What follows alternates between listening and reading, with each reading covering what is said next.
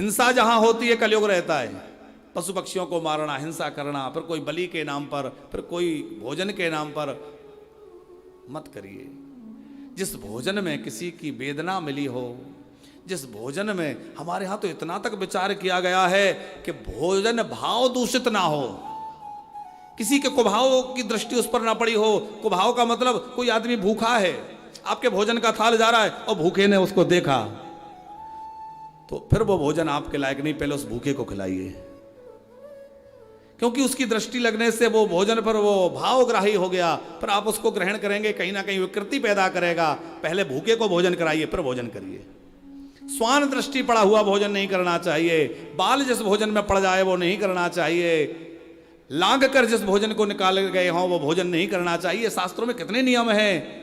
हम इतना विचार करने वाले के भोजन में बाल निकल आए तो भोजन नहीं करेंगे, और हम किसी को किस प्रकार चीर कर, मार कर, उसकी वेदना से संतप्त, वह उसकी वेदना का मिला हुआ मिश्रित रूप हम रसोई के रूप में परोस रहे हैं। क्या हम सभ्य हैं, समझदार हैं?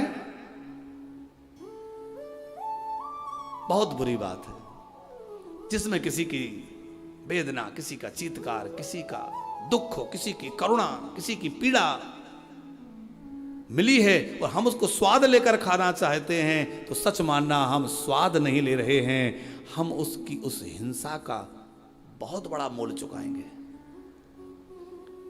हम संवेदनाहीन हो चुके हैं, संवेदना शून्य हो चुके हैं, ये उस बात का परिचायक है। इसलिए हमें छोड़ना होगा। वैसे तो यहां सब बहुत सभ्य समाज विराजमान है, पर कदाचित किसी के जीवन में किसी कारण ये दोष आ गए हों तो गंगा जी में छोड़ के और आखिरी दिन हवन में सब स्वाहा कर जाना। कुछ तो बदल के जाना है, नहीं तो लोग कहेंगे भैया ऋषिकेश गए थे भागवत कराने, क्या हुआ? बोले एक दिन ये खाया, एक दिन ये बनाया, एक दिन ये हुआ, एक दिन ये पहना, एक दिन ये पहना, और फिर कथा में खूब नाचे, और फिर ऐसा हुआ। ये सब बातें तो ठीक है, पर कथा से कितने बदले इस बात का देखा जाएगा। बदलाव क्या हुआ, परिवर्तन क्या करके आए,